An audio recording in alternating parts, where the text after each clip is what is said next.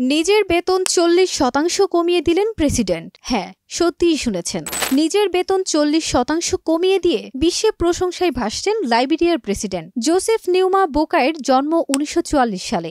তিনি একজন লাইবেরিয়ান এবং লাইবেরিয়ার 26তম ও বর্তমান রাষ্ট্রপতি।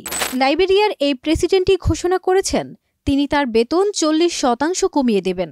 তার কার্যালয় বলেছে এর মাধ্যমে তিনি দায়িত্বপূর্ণ শাসন এবং লাইবেরিয়ানদের সাথে সংহতি প্রদর্শনের নজির স্থাপনের আশা করছেন। এক প্রতিবেদনে এই তথ্য জানিয়েছে ব্রিটিশ সংবাদ মাধ্যম বিবিসি। লাইবেরিয়ানরা জীবনযাত্রার ক্রমবর্ধমান ব্যয় নিয়ে অভিযোগ করার কারণে সাম্প্রতিক সময়ে দেশটির সরকারি কর্মকর্তা কর্মচারীদের বেতন কঠোর তদন্তের অধীনে রয়েছে। পশ্চিম আফ্রিকার এই দেশটিতে প্রতি 5 জনের মধ্যে একজনের দৈনিক আয় $2 কম। প্রেসিডেন্ট জোসেফ চলতি বছরের ফেব্রুয়ারিতে তার বার্ষিক বেতন $13,400 বলে প্রকাশ করেছিলেন। তবে বেতন কমানোর সর্বশেষ এই সিদ্ধান্তের ফলে তার বার্ষিক বেতন এখন $8,000 নেমে আসবে।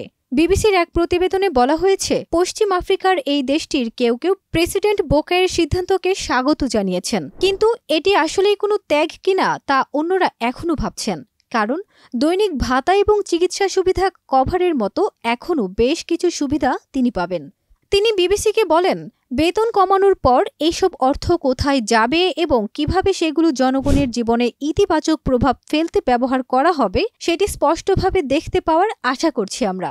দায়িত্ব নেওয়ার পর থেকে নিজের সম্পদের তথ্য ঘোষণা করার পাশাপাশি প্রেসিডেন্ট বোকায়ের তার অফিসের অডিটের নির্দেশ দিয়েছেন।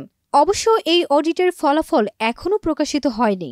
এছাড়া বোকায়ের জেনারেল অডিটিং কমিশন এবং লাইবেরিয়া দুর্নীতি দমন কমিশনকে আরও শক্তিশালী করেছেন। উল্লেখ্য, রান অফ নির্বাচনে জর্জ ফোয়েকে পরাজিত করার পর চলতি বছরের জানুয়ারিতে লাইবেরিয়ার প্রেসিডেন্ট হিসেবে দায়িত্ব নেন জোসেফ বোকায়।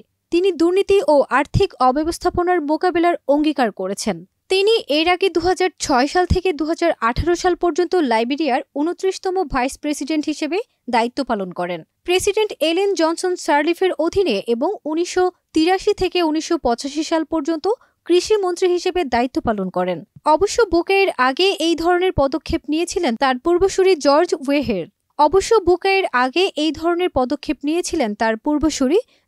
ওয়েহের। আফ্রিকার এই দেশটির সাবেক এই প্রেসিডেন্ট তার বেতন 25% কমিয়েছিলেন।